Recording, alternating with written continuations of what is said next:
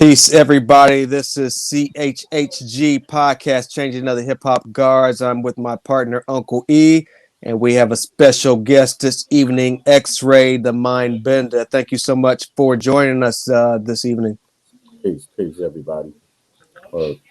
No doubt. We're going to get into some deep history and then bring it all the way back up to what you're currently working on.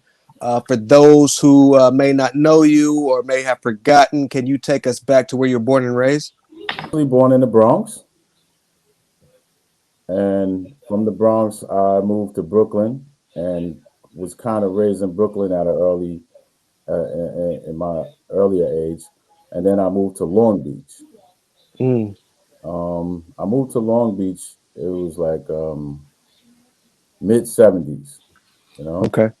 And hip hop was just coming around. Since I lived in the Bronx, I had a lot of cousins and uncles and stuff like that. So I was hearing a lot of the original hip hop, like Cold Crush and what I mean, all the tapes that was going around. I had like every single one of those tapes, the Busy Bee battles and all those tapes and all that shit. So that's what really got me into hip hop when I, first started.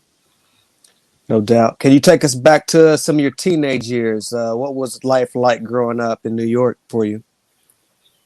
My teenage years was in Long Beach. I was a DJ in Long Beach. I started out as a DJ, and I used to do these parties at the MLK Center. And I had, crews of DJs with me, and we used to do like talent shows.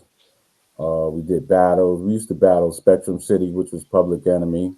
We used to battle the Original Concept, Dr. Dre. We all became friends, by doing parties together and doing those kind of battles. But Long Beach was kind of an ill place because there was a lot of people out there that came from different places. You know what I mean? Like when I first migrated from Long Beach, I came from Brooklyn, but I met a lot of people that was coming from Queens. I met a lot of people that was coming from down south. So it was so diverse, and it was it was way different from living in Brooklyn. In Brooklyn, it was like all my friends was Puerto Rican and black. Right. When I came to Long Beach, it was a whole different thing. You know what I'm saying? I went to school with white boys, and and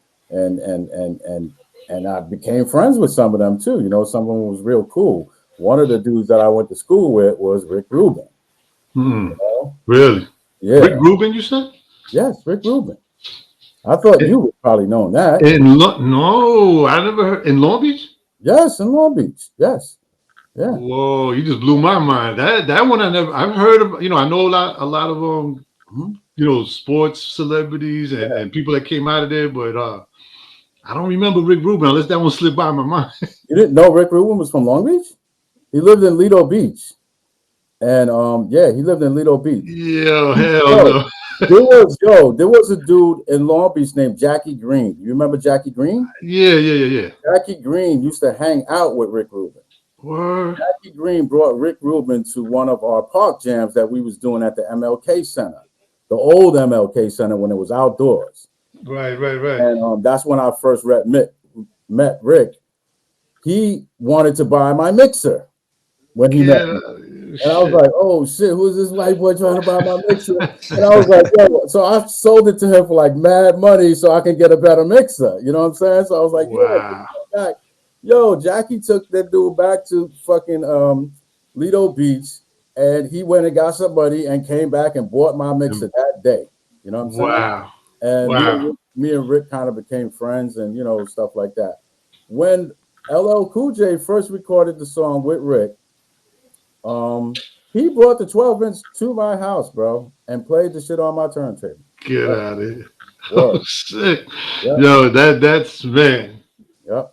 That's a little bit of history there for myself, man. I don't remember remembering that one.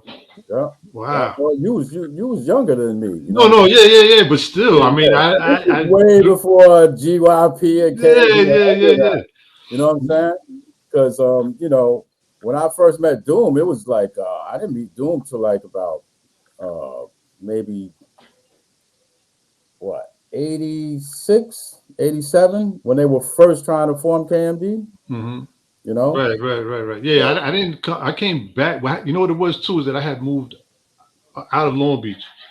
I came back in about '88. oh okay, yeah, I came back in about '88, right around the and then time that's when GYP was forming and all that. exactly. And Yeah, that's when I linked up with everybody. Yeah. Wow. yeah. Okay. Yeah. Shit. I got another one to add to the list, Sinseer. No doubt, no doubt. Nothing but gems early on here. All right. Um, outside of music, teenage years, what were some of your hobbies and interests growing up in Long Um, Beach? I used to play baseball. I used to wrestle. I used to play football. I tried my hand at everything in sports, but sports just it wasn't for me.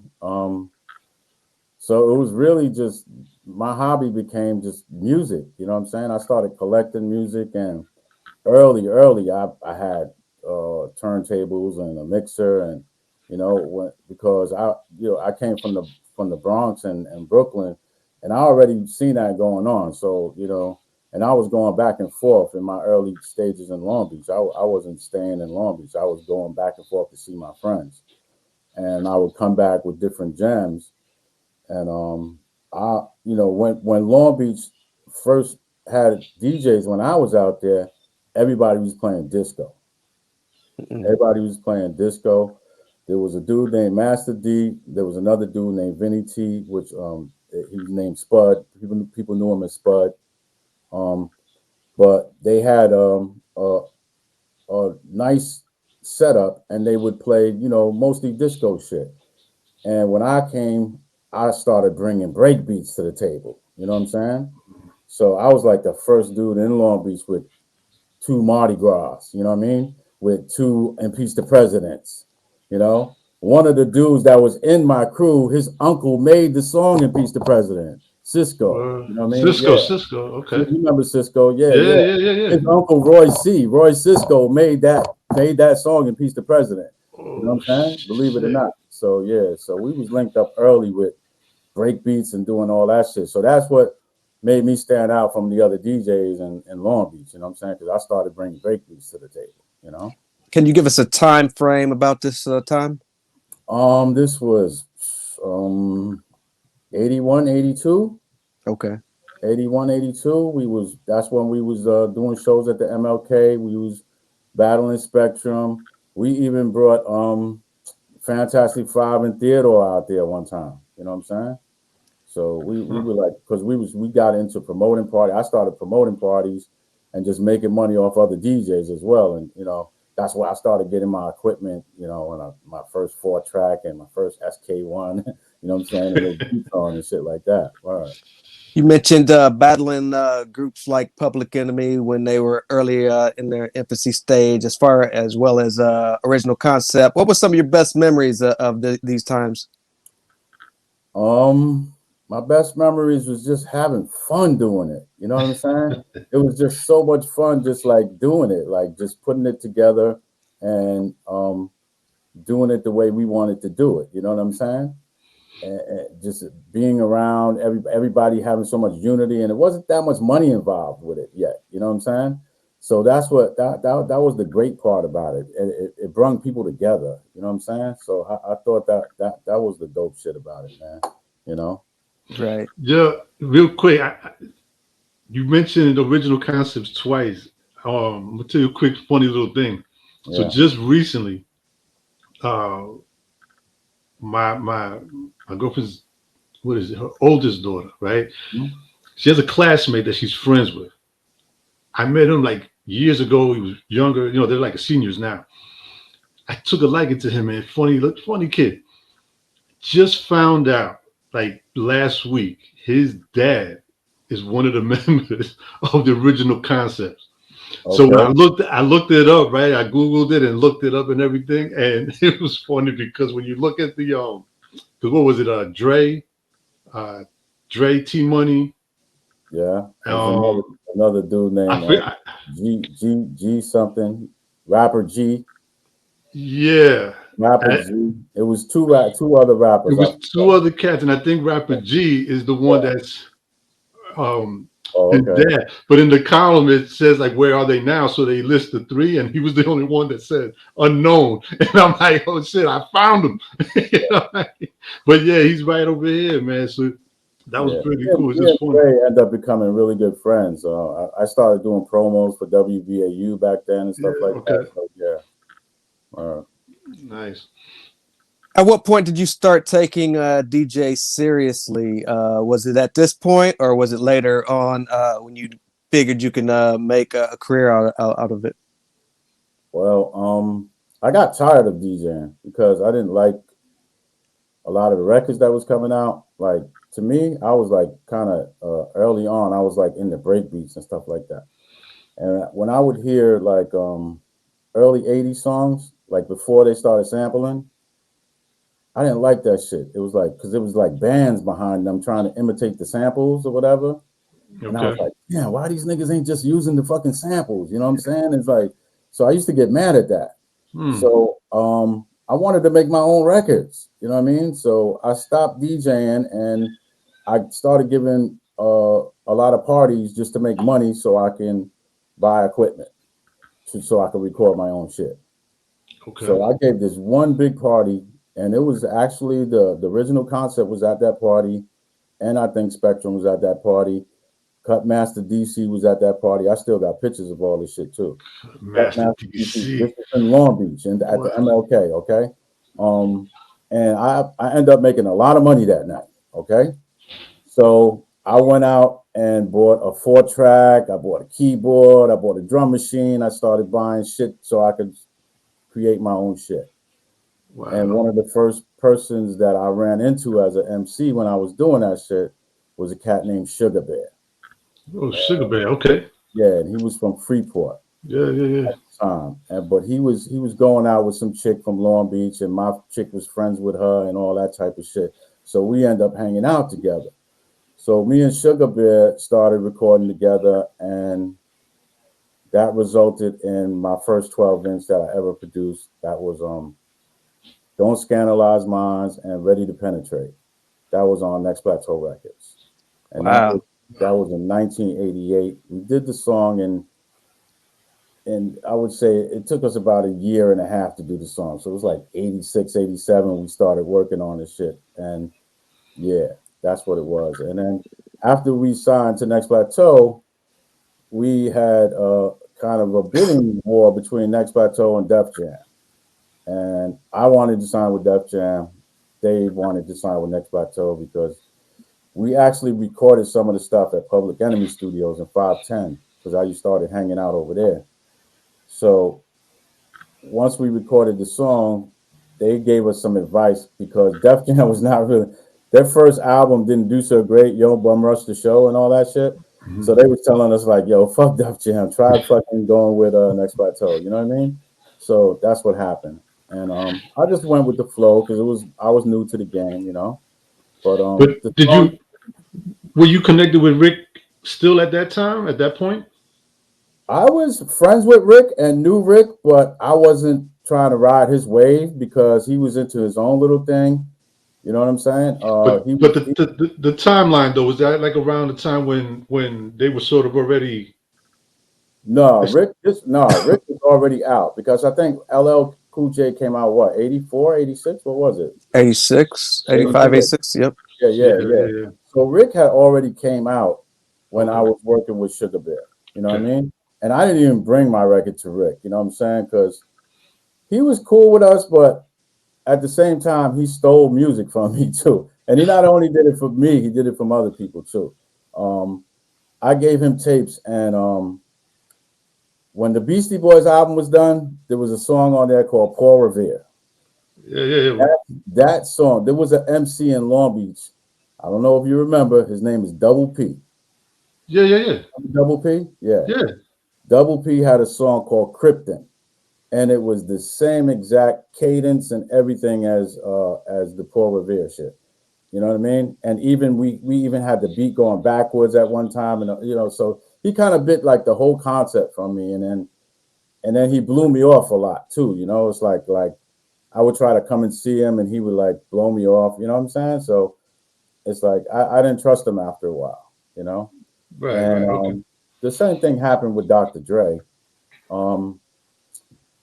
I was at a studio with this kid named Peter Cooper Smith from Long Beach, from Lido. He had a studio in Lido.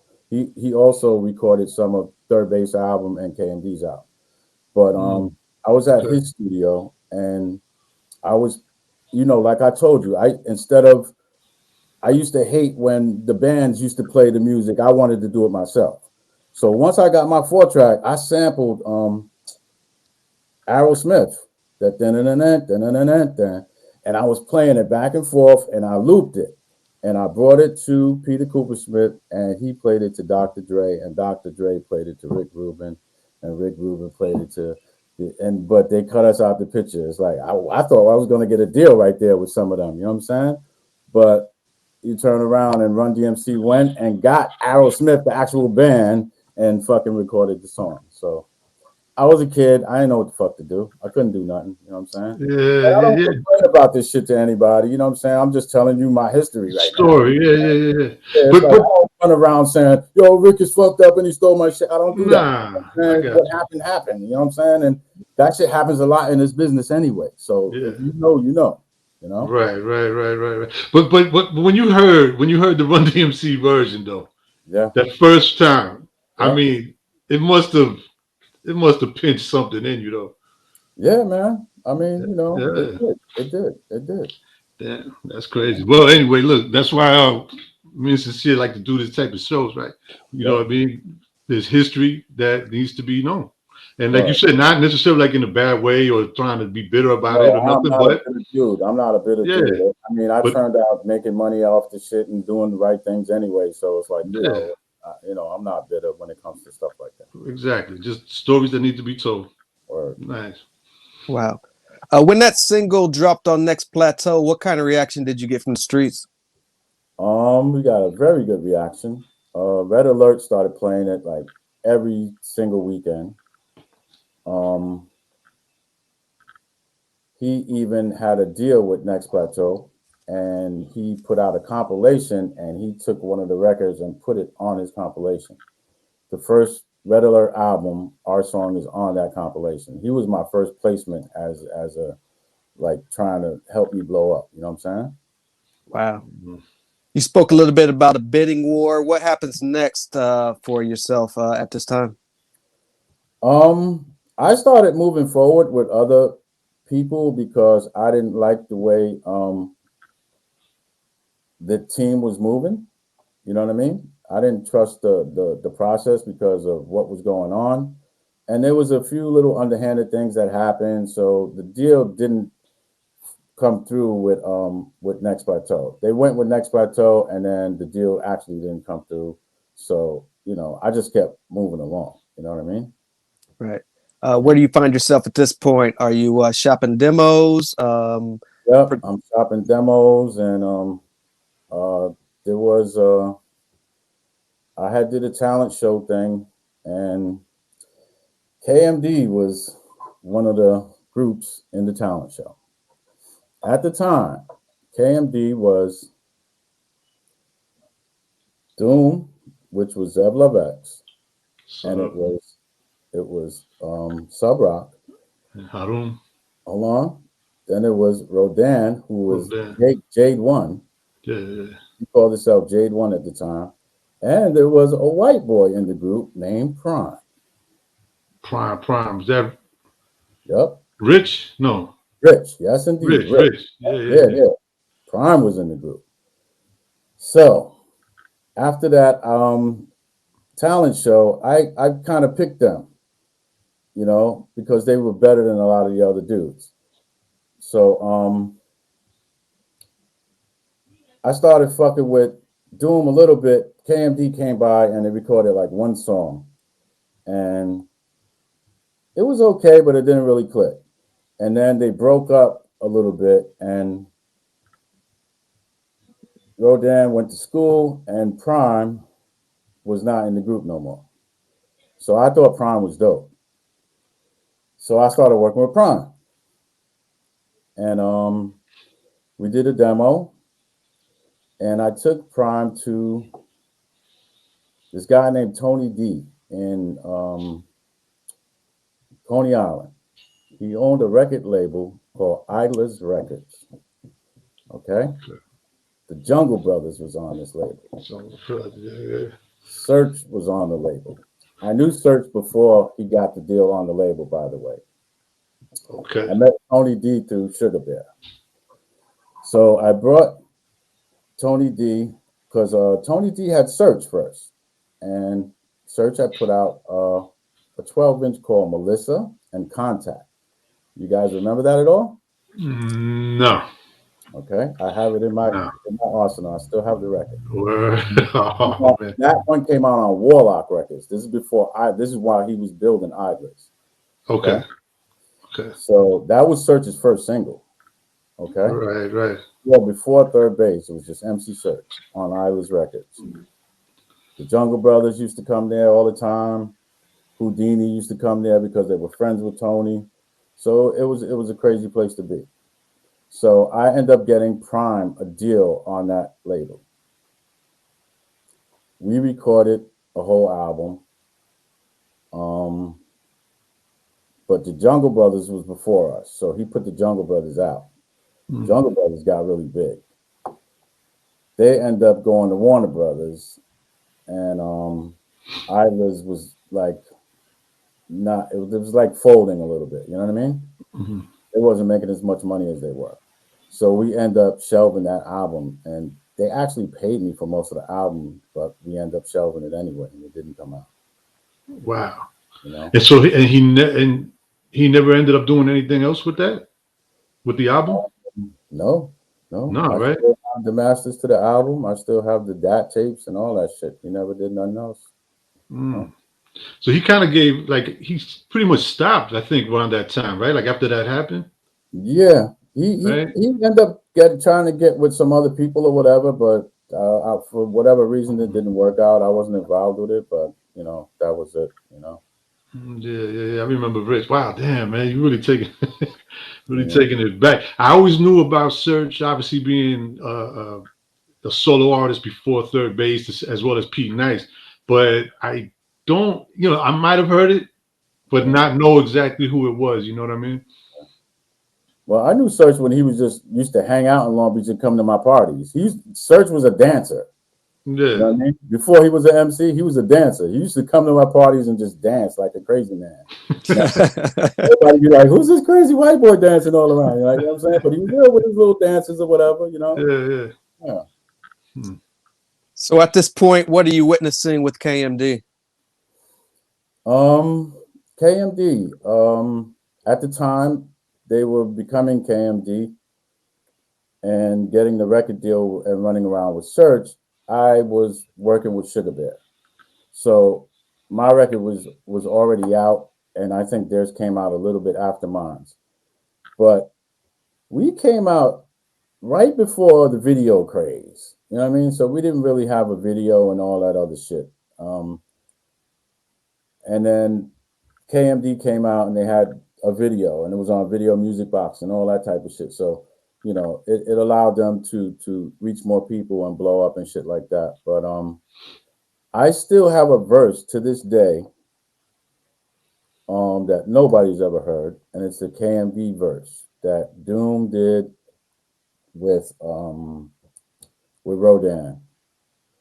And I played it to Onyx recently. So I played it to Onyx recently, and it kind of blew his mind. You know? Ooh, I don't think I've even heard. I've no one heard it. Yeah, I was gonna say I haven't heard that. I mean, I've heard him rhyme. Yeah. But I've never heard him on, like, as far as with KMD. Mm-hmm. Yeah. Wow. Oh man. I mean, when Doom finally became Doom, we did a show at Brownies before any other show. I DJ for him. I have the whole thing on film. I'm doing a documentary about me and my whole shit, and that's part of the documentary in there. I showed it to Onyx, and Onyx is in it. I mean, Diego's in it. Like a lot of the. I don't think it was. Nah. Yeah, but it was at Brownies, and it was before Doom wore the mask. He had a stocking. He had the stocking. He had the stocking. I think he came out. Yeah. Word. And Yeah. I have the whole show. He did pretty much more than half of the album at that show. Before the album was out. Right. Before the album was out. This one it just had the 12 inches out on Bobito's label. Go ahead. No, so I was just gonna say, so he does the whole album at that show, but so like at what point do you come in as far as working with him, you know, on I guess Operation Doomsday? Okay, that's a long story, but I used to have a job working in the city. I mean, I used to be a chef, you know, and I used to have a job working in the city at a place called the Time Cafe. Russell Simmons was in the penthouse upstairs. He used to come down to this restaurant and bring like fucking Madonna, Anthony Kiedis, all type of people, and have lunch. I used to cook lunch for Russell mad times. Okay. Around this time, this was right after Sub passed. Okay. Doom had an apartment in the city. Right. And he used to, I'm not sure if Lord Sayer was his roommate, but Lord Sayer was like always there. So Doom had an apartment in the city, and I ran into Doom one day in the city. He was like, "Yo, what's up?" Da da da da da. You know, and we exchanged numbers. And after work, I would come to Doom's apartment and fucking hang out with him in the city. And he would be working. This is when he was working on Black Bastards. Okay. So it's before. All right. This was. My mind is a little fucked up. I'm not sure if Sub had already passed already or what it was. I'm not sure what it was. Sub passed. Because I think Sub passed while they was still working on that shit. I think it was when they were still working on it. I know Onyx had already sort of separate, you know, he went on his own. Onyx was out the picture. Onyx was out the picture. He went his own way, and at some point during that recording,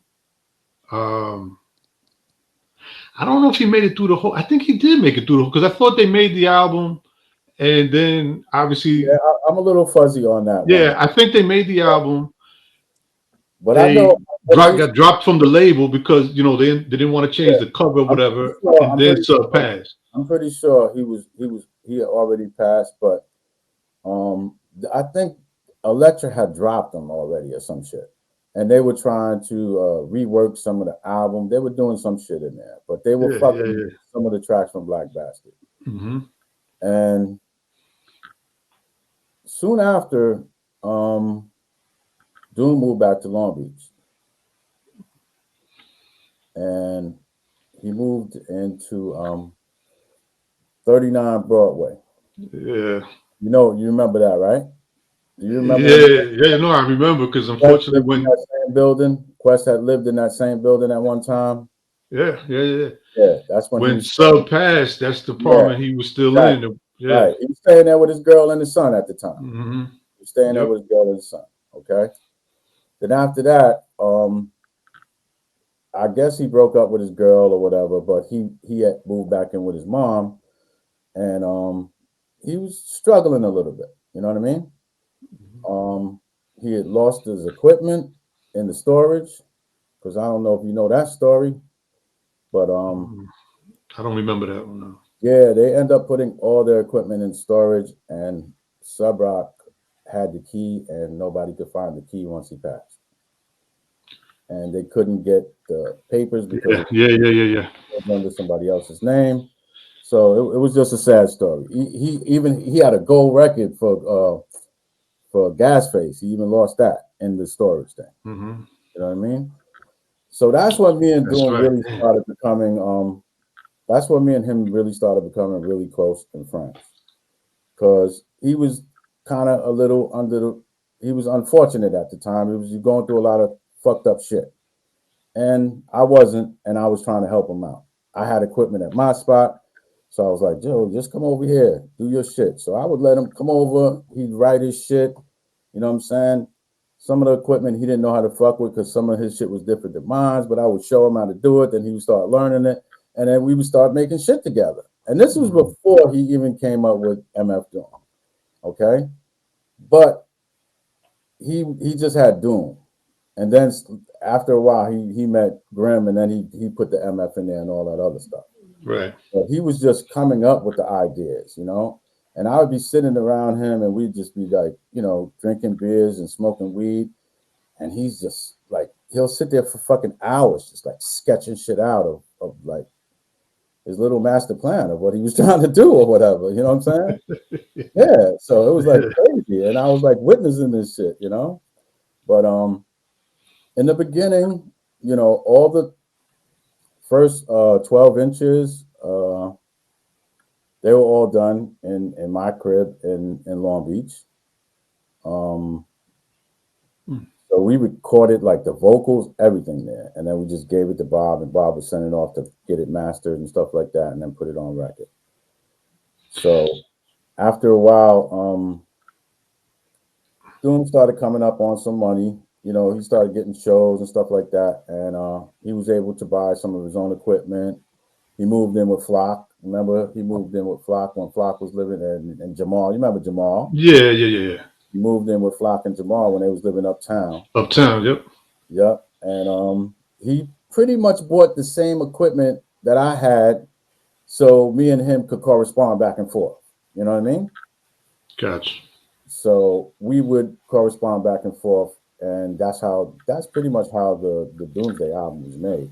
It was, I hear a lot of different stories, but the album was made in Long Beach and Manhattan.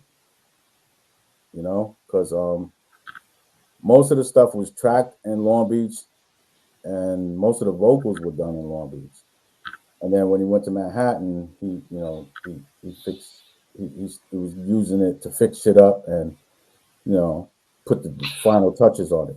You know? That's where I think I hear sometimes about Stretch Armstrong, I believe, right? Mm-hmm. Like he did some stuff there.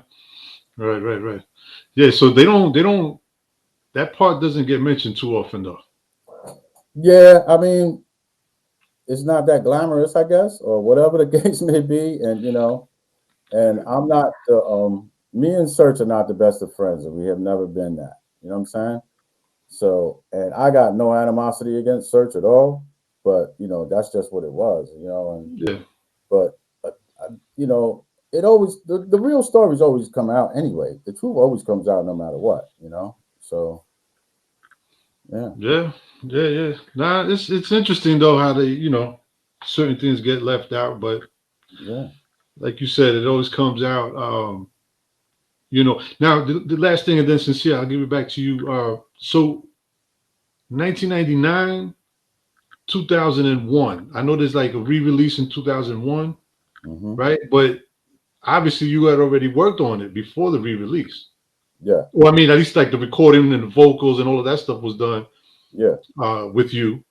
So that's by the time 1999, when it comes out, you were already involved. Already what? You were already involved. I mean, when it came out in 1999. Yeah. No, when the second release came out, all they did is remaster it. You know what I mean? They didn't change anything else. They just remastered it, you know? Gotcha. Okay. But, I mean, yeah. So you guys were a part of the early Fondle Em movement earlier on? Pretty much.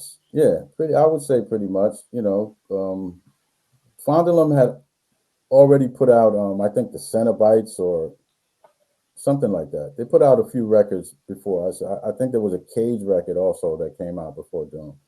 But we were in the early 12-inch, you know, things up. I mean, I would even go to Footworks with Doom when he was trying to get them, you know, to put the record out and the whole shit, you know. And me and Bob was always cool because Bob always liked my song "Ready to Penetrate," and every time I see him, he's like, "Ready to Penetrate." Yeah.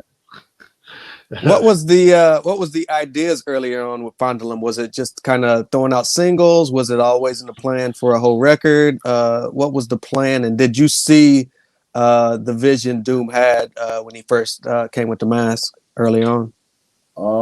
There wasn't really a plan. It was just, yo, we need some money, man. You know, we need some money to pay these bills right now. We both dope. Like, let's get this to this man and do what we got to do. You know what I'm saying? Because that's what it was. It was a survival tactic. You know what I'm saying? It wasn't even about that. I mean, eventually he wanted that to happen, but yeah, because I even before we went to Fondle Em and did this, I was shopping Doom's record. You know what I mean? Because I was on Loud Records with Right. I signed with Loud Records in 96, 95. Like 95. 95. The record came out in 96, but I signed with Loud Records in 95. And around 97, 98, when we were first working on those couple of 12 inches, we had a demo. And I took them to see Scott Free and Matt Life at Loud Records. That's a long story. Scott Free was an MC of mine before he became uh, an A&R at Loud Records. Yeah, we were in a group called Legion of Doom together, which was in Unsigned Hype. Matty C was the guy who put it on. So it's like that's a whole big long story too, you know. But I took Doom to Loud, and I took Doom to Rob Tulo, people know him as Reef. I took him to Reef at Big Beat, and they were actually thinking about signing him because Reef was down with CM. You know what I mean? Reef was like CM fam. You know what I mean? And when I told Doom I was going to see, to bring him to this dude named Rob Tulo, Doom didn't know it was Reef. You know what I mean? So when I brought him there, he's like, "Yo, that's my man." Yeah. So, but he still didn't sign him. You know, and this was around the time when he signed Little Kim and people like that. You know. Okay. So you spoke a little bit about Legion of Doom. I know we're kind of bouncing around as far as time frame, but I definitely want to highlight some points in your career and some of your discography. With the Unsigned Hype, what kind of feedback did you get, and what did that lead to? Oh, Unsigned Hype, we end up getting a deal on Roughhouse Records. We signed a management deal with the rapper YZ. Remember YZ? Oh yeah, he was down. He was down with Tony D, right? Yes, but he was down with a different Tony D, not the same one from Coney Island. He was Okay. one from Jersey. Right. Yeah, but YZ had a management company, and it was in the same building as the Source. And we used to go to the Source all the time because Scott Free was cool with Matt Life, and Matt Life was, you know, we was all fans, you know. So we played our demo to YZ, and after the Unsigned Hype, and he played it to Joe Nicolo at Roughhouse. So I say about 2 months after that, we was in Philly recording the album. But it was some kind of weird spec deal where they were putting up the money, but they wasn't sure they wanted to sign us. And then when we finished, one of the dudes, Chris Schwartz, said we sound too much like the Fushnikins. It was a bunch of weird shit that went on with that shit, you know. But at the end of the day, the album didn't come out, but we end up putting it out independently later on through other venues. Okay. Yeah. So at what point do you get with Loud Records after this? Loud Records at the time was just starting up. Okay? We're talking 90. I think they started out 93. You want to know who their first artist was when I first seen them? Tongue Twister. No, it was a nigga named Me Fi Me. Ah. Me for me. Look that shit up. Look that. Word. The nigga named Me Fi Me. Okay? And then And then Tongue Twister, and then Madcap or something like that was Yeah. after that. Yeah. So we wasn't, but Scott Free was in the Legion of Doom. Scott Free was one of the MCs in Legion of Doom. Okay. And Matt Life was the guy who put us in Unsigned High. Matt Life ended up getting a job he ended up leaving the Source and getting a job at Loud. Once he got a job at Loud, he brought Free on board. So Free was now an A&R at Loud. So one day Free was just playing our demo in his office, and Steve Rifkin walked by and asked who we were, and that was it. He said, bring him in. I want to talk to him.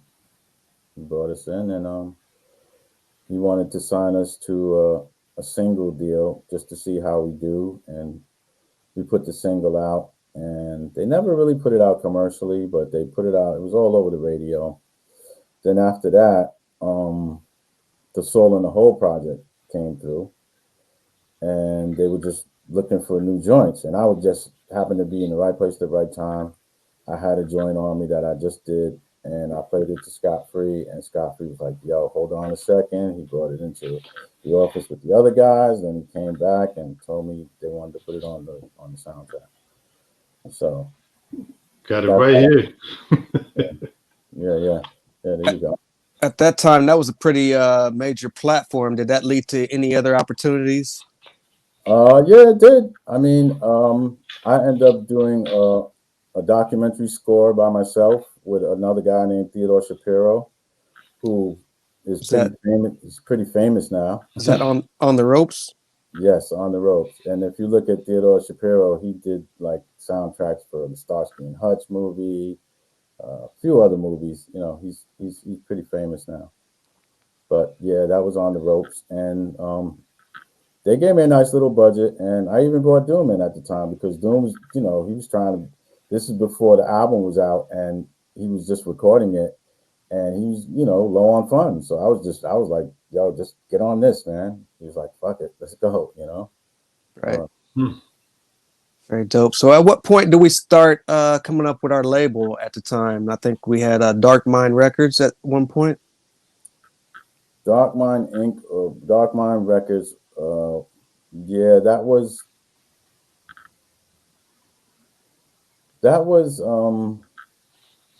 we were just trying our hand at being independent. You know what I mean?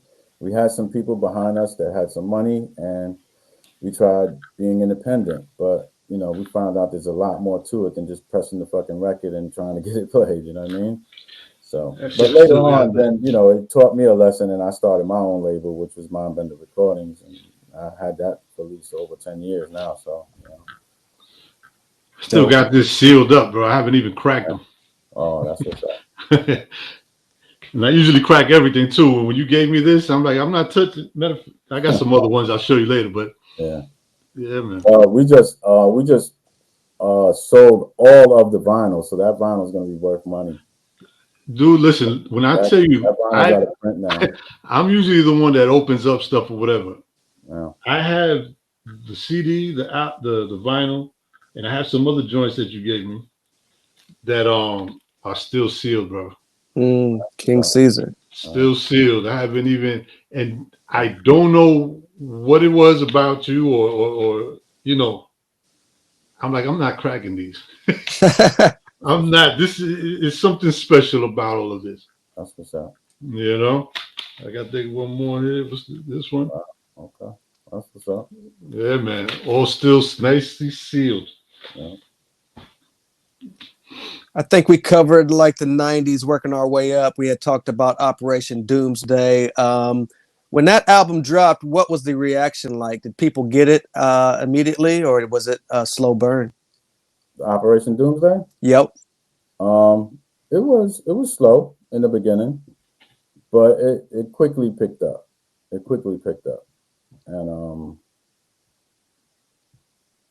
it gave birth to the Monsta Island Czars album, Right. Because labels were starting to ask like, or who are those guys doing? Who are those guys? You know what I mean? Right. So that's, you know, it opened the doors for other projects, you know. Believe that Monsta Island Czar project dropped 2003. What are you seeing early on as far as the formation of the Monsta Island Czars? It was really weird because when we first started that, Doom was like, he started it with Grim, but I didn't know Grim at the time. And I think Grim was about to do a bid or some shit. But so Doom came to me, and I was working with a couple of solo MCs. One of them was Kamakarus. He was from a group called the Dirt Nation. Dirt Nation had a song out called Khadijah. That was on Kedar Massenberg's label. Wow. Okay. Yeah. So Doom came and asked me if I wanted to join his, you know, the Monsta Island Czars, and, you know, come up with a name, and all this other stuff. He explained the whole concept to me. And then he got real cool with Kamakarus, because Kamakarus was coming to my crib all the time. His name was KD at the time. So he was coming to my crib recording his stuff. And Doom was asked him to do the same thing. So, and then, you know, Kong and then Rodan was already there around. I was working on Rodan solo at the time too. So when we actually formed Monsta Island and we put it together, I don't think anybody in the crew knew who Grim was until after he came home. That was like strictly Doom's hookup. You know what I mean? Okay. Yeah. So so that's what made it kind of weird. You know, it's like no disrespect to Grim at all, but I met him after he came home. You know what I'm saying? And but while we were recording that album, man, we had so much fun. This is when Doom had just moved to Atlanta. I had just moved to Queens, and I moved from Long Beach to Queens, and Doom moved from Long Beach to Atlanta. Yeah. He was coming here almost every other week. He was coming back to Queens every other week to work on the Monsta Island stuff with me. But the thing is like nowadays, like when you got all these different MCs, they mail in their verses. This was not like that. We were all together in a room, getting drunk, and there were actually fist fights. Could imagine. I'm talking about outside fist fights. Rodan had his Rolex broken one day on the ground over in a fist fight with Megalon. It was just crazy. You know what I mean? So stuff like that would happen. But we would come back together like nothing happened. You know what I mean? Like 20 minutes later, we're all brothers. They're like fucking holding each other's hand. You know what I mean? Right. Sound like some Long Beach shit. Yeah, exactly. That's exactly what the fuck it was. It was fucking Long Beach shit, nigga. Word, you know what it is. Yeah, but at the end of the day, it was loads of fun putting it together. And Doom started disappearing more because that's why he's not on the album that much, because he ended up getting a deal on the same label and he was working on Food at the same time. You know what I mean? And then he had another thing that he did, the Victor Vaughn thing. I was going back and forth with him to Brooklyn while he was recording that also. Yeah. Wow. Did you have any involvement with Victor Vaughn? No, I was just in the studio with him when he was writing the rhymes, because Sound Inc. was like a production company, and they were paying him to just spit on their beats. You know what I mean? So yeah, I was just there accompanying him at the time. Right. So with the Monsta Island project, though, how did that end up going for you guys? Like when you put out music, how did everybody receive that project? Especially probably not even really knowing who everybody was exactly at the time. Yeah. The project did pretty well. there was a lot of turmoil involved with the project because you know, the money wasn't right for, I wouldn't say for me, but not for everybody. You know what I'm saying? It's Right, like, right, right. you know, me and Doom was on a different level than some of the other members because of the closeness that we had. And like, he made sure that I was taken care of, Yeah, but he didn't do that for everybody. yeah, yeah, yeah, You know what I'm saying? yeah. And it caused problems here and there, and you know, it caused fights here and there, and if I would tell you some of the explicit stories, you guys, you know, I don't know, Yeah, yeah. I you mean, know, I you know what I'm saying? I I don't heard a know if lot of you, the, I heard a lot of the stories, yeah, which is why I guess some people were sort of bitter with him and whatever. But yeah, you know, it is what it yeah. is. But you Nope. know, he was a villain, man. you Right? know, You can't. he was a villain, son. Like he already told you who he was. Yeah, that's a good way to put it, man. You know, shit. That's a good way to put it. All right. But you know, but like now it's like I don't understand, like, because I was watching some of the search podcasts, and it's like, yo, he skipped over a lot of shit by not putting me in there because it's like a lot of shit happened when Doom shit first started. It started in my fucking apartment, you know what I'm saying, and Flacco's apartment. That's where mine and Flacco's apartment. That's where it started at. You know what I mean? So Yeah. it's like, and a lot of people, you know, I guess they don't want to say that's what it was, or I don't know what it is, but you know, I think is what you said earlier. I think it's just how can I explain it? Like what sounds good, like a story that sounds good for the yeah, in a yeah, commercial type yeah. of sense, I guess. I mean that I don't always know. happens for every story anyway. You know what I'm saying? That Right, happens right. in every story anyway, and you know, it is I what mean, it I is. don't know if that's what it is. That's just my opinion. You know what I mean? That's my take on it because Yeah, why? What other reason would you leave out certain things or certain people if yeah, you know that they were an intricate part in the story? yeah, You know, I don't. I look at it like, oh, nobody really knows who this person might be, or I don't know. I don't know. yeah.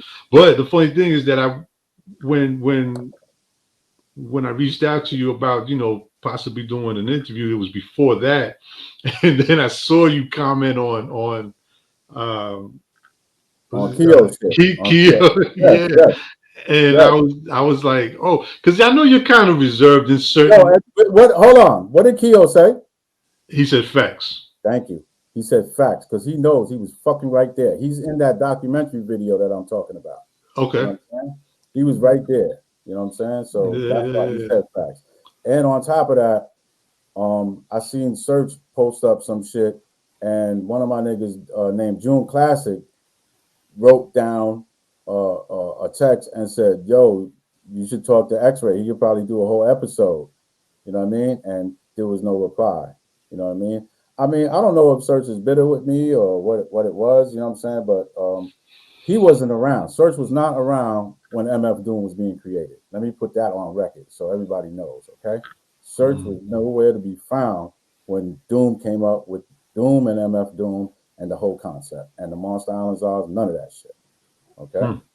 so yes, I can't wait to see your documentary. No yeah. doubt. Well, there's a new feature on Bandcamp where you could stream shit live and sell tickets. Oh So wow. I'm thinking about putting together some shit like that. You know what I mean? Some type of event. I'm trying to make it some kind of event when I do it. You know what I'm saying? But right Yeah. now, the documentary is already filmed. It's just being edited and put together. Oh wow. Oh okay. Yeah. Okay. Oh, so you're talking about pretty soon then for a release. Yeah. So, I mean, early in the year, something like that. You know. Nice. Nice. Okay. Yeah. Did you guys have any interaction in recent years before he passed away? Me and Doom, Yeah. not recent, but right before I went to London, I spoke to him, and this was in 2004. 14, 15, around that time. There was I had like a little King Caesar tour in Manchester, London, and Hebden Bridge, a few other places. And I got in contact with him, and I was trying to meet him, and it didn't work out because our schedules was not right. So, but that was the last time I actually spoke to him. Gotcha. Yeah. What was the concept behind King Caesar? The concept behind King Caesar. I mean, he's part of the whole conglomerate of the Monsta Island Czars, and he's a king. You know what I mean? It's like he has his own community, which is called the Zumi tribe. You know what I mean? And if you listen to some of the albums, all that is in there. I don't know if you're familiar with the movies, but you know, the Zumi tribe is like the people who sing to him. He lives inside a rock. You know what I mean? Yeah.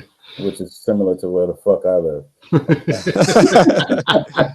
All right, so he lives inside a rock, and they sing to him, and you know, the rock opens up, and he comes out, and bam. You know what I mean? So yeah, you know, just monster shit. You know, regular, you know, Toho fucking kaiju shit. You know. No doubt. With the Monsta Island Czar situation, was the plan to kind of get deals for each member, sort of like how the Wu-Tang Clan branched off? What was the ultimate goal for the Monsta Island Czars, and why no follow-up project? Yeah, it was very similar to that, but I was trying to keep everything in house. That's why I created my label. I was trying to put all the solo shits out on my label if I could. You know what I mean? And then try to get a distribution deal for my label. You know, that was the plan in the beginning. You know, and no follow up to the album because there was too much money corruption going on in the first album that you know, it wasn't being trusted no more. You know what I mean? Like it was falling apart because of that, you know? And not on my end, but a lot of people's end is like, you know, I was never really in it for the money. You know what I'm saying? It's like I love money, of course, like everybody else. You know, if I can get it, I can get it. But I was never in it just for that, you know? And if that fell through, I was like, okay, well, I'm go do something else. It's like if somebody fires you from a job, like, fuck it, I'm gonna go find another job. You know what I mean? That Right. was my attitude. But that wasn't everybody else's attitude. You know what I mean? Some of the dudes held grudges. Some of the dudes was like, man, fuck this bullshit. You know, that kind of shit was going on. So, you know, and I was not in the mood to put that shit back together. You know what I mean? I was, you know, because I had my hands in too many different things. I was doing Dark Mind. I was doing Kamakarus's solo album. You know, I did Rodan's solo album. I did Megalon's solo album. So I had my hands in a lot of, and at the same time, I was, you know, I have a studio and I was producing whoever the fuck wants a beat or comes through. You know what I mean? So Right. I wasn't concentrating on trying to put Monsta Island back together. And that's when I started focusing more on King Caesar because I didn't have to rely on nobody but myself. And then on top of that, it's like if I asked them for a verse, they would give it to me because it's like there was nothing that I wouldn't give them. You know what I'm saying? So Right. that's what it was. So at this point, you're pretty much over the group thing. Can you talk a little bit about the transition from being in a group to being a solo artist?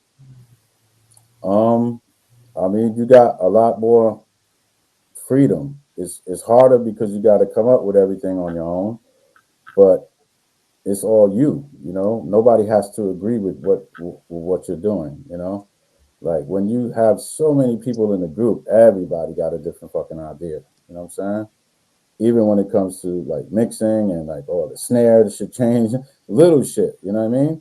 So people have so many ideas that it gets overwhelmed and it gets entangled sometimes where it doesn't come out properly. When you're doing it on your own, and you know, I have my own label, it's like I'm not on a schedule. I can do it when I say I'm done. You know what I'm saying? When I say, okay, now this is done, I can put it out. I ain't got nobody in the back of me saying, yo, you got to hurry up and put it out. And you got to do this, you got to do that. None of that shit, you know? So Right. that's what it is. You also went on tour. What was that experience like to be a solo artist? King Caesar getting the fans, seeing that for the first time, I imagine. Is this your first time going on tour as a solo artist? As a solo artist, yes. Yeah. What were you witnessing in places like London? I was witnessing gratitude, a lot of gratitude, a lot of humbleness. People were very, very kind. I mean, I couldn't even spend my money out there, bro. You know what I'm saying?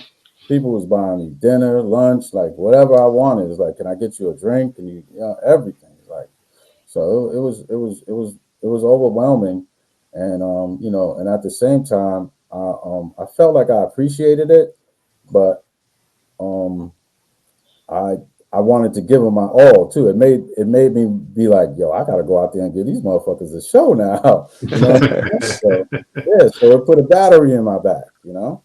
So Right. yeah. Who is the Organic Poison Clan? Organic Poison is just the production team I was working with. That's me, Bazooka Joe, um, this engineer named Easy Dave, and my business partner Johnny Cement.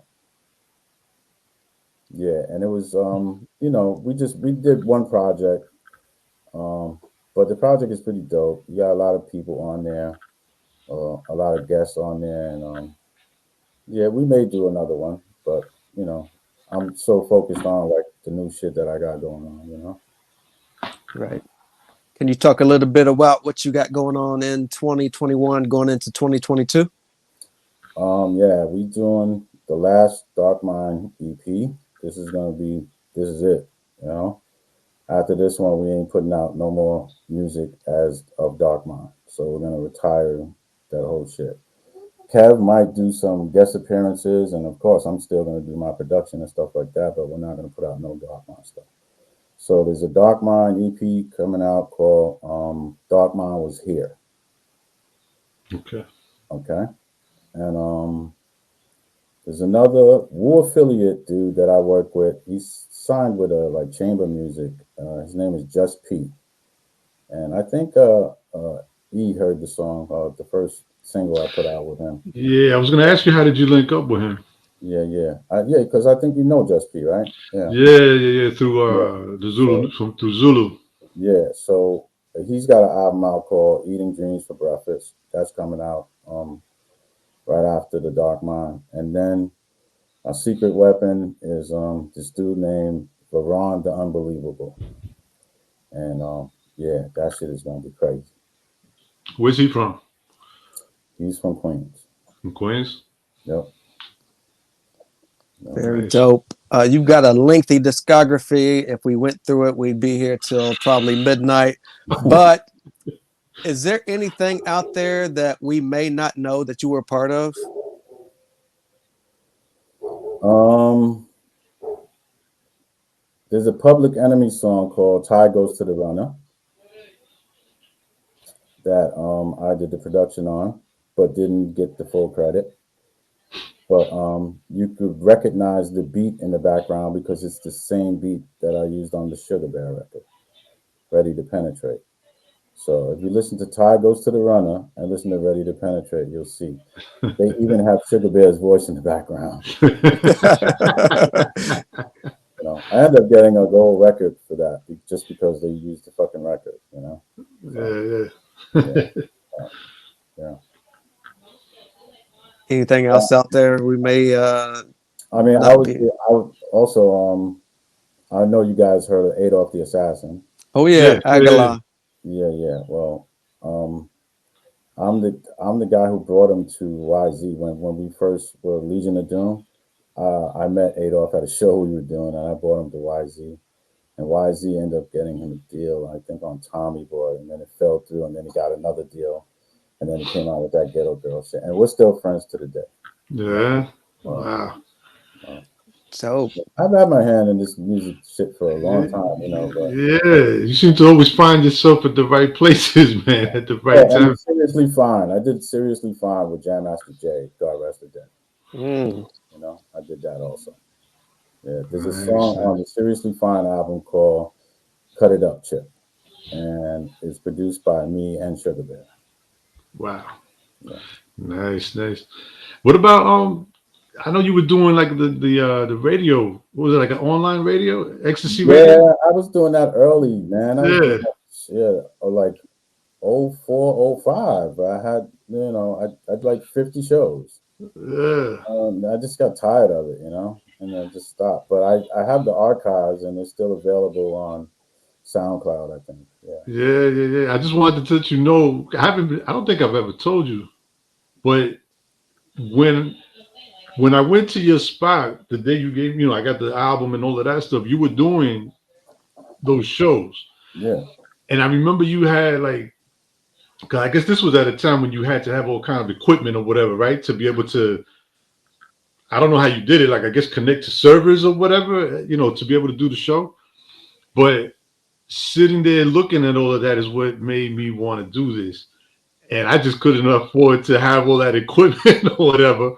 And Yeah. but I found a way, to get around it. But I always give Technology you made it easy now. technology made it easy, but I always give you credit. I just want you to know that I always give you credit whenever a conversation comes up about doing podcasts or online radio at the time. It's because of you, you know what I mean? And I've been able to I appreciate interview that. people like Spinderella and Sadat and Breakbeat Lou and, a bunch of other people. And that was all because of going to your spot that one day and getting that bug. So yeah, yeah. I always carry you, when I do my shows and everything, That's what's it's up. always like with you, you know what I mean, in mind, bro. That's what's up. Yeah, man. with everything going on in the world, what's keeping you inspired to keep producing at this point? Weed, marijuana. You know what I'm saying? Shit, if it wasn't for that, I'd probably just stop. Nah, but just trying to stay healthy, and and just I just love music. You know what I mean? I love hip hop music, and I just like making the shit. Oh, Right. and yeah, I mean, I even done a song with Conway the Machine. I don't know if you know that. Yeah, yeah, yeah, absolutely. Yeah, I did this song called 50 Shots. So I just love hip hop, man. Yeah. So you've been in the game for several decades now. What do you consider your greatest achievement musically up to this point? Mm, my greatest achievement. Hmm. I don't think I've done it yet. Okay, that's good. I don't think I've done it yet. That's good because that means that we have a lot more to No. get from you. You know what I mean? Coming up. Mm, No doubt. yeah. Anything you want to leave with, Uncle E? Well, I do want to ask you. We're coming up. What is it? 2 years from now, hip hop will be turning 50 years old. Uh, any thoughts that you would like to share as far as how you feel about hip hop turning 50 soon? Um, Hip hop is gonna be 50. I think it needs to be more mature, man, because it's like I some of the stuff that they put out nowadays is just like it's like almost cringing, ridiculous. You know what I mean? It's like that bothers me. That bothers me. I mean, when it starts turning into when you see the them little island boy niggas and shit like that. You know what I'm saying? Mhm. You can't escape it. It's like all over the fucking place, and it's like, but it's just silliness. I think if hip hop is gonna be 50, man, it needs to grow up and act more fucking mature. Oh, oh. Okay, that's I go with that one. Very Well, dope. We want to thank you, X-Ray, for everything you've done for the culture. Where can the people keep up with you at as far as social media wise? Um, on Instagram, Xray 593. Facebook, Raymond Webb Xray Davis. And Webb is my old name when I used to DJ. That's why I got to keep that in there. You know? Yeah. Can we give an honorable mention to Playboy too? Give an honorable mention to Playboy and all the old school cats out in Long Beach. Yeah, man. That's what's up. No doubt. No, that's it. All right, man. Look, once again, we appreciate it. Thanks for taking the time, man, from all of us here, changing of the hip hop guards. Make sure to like, share, and subscribe to the channel. Make sure to follow Xray, like he said, on Instagram and Facebook. We're looking forward to the documentary. Let us know, how you're gonna end up doing that, if it's through Bandcamp, and we'll support that as well. And let's do this some other time pretty soon. All right. Peace, God. Peace. Appreciate you. No doubt.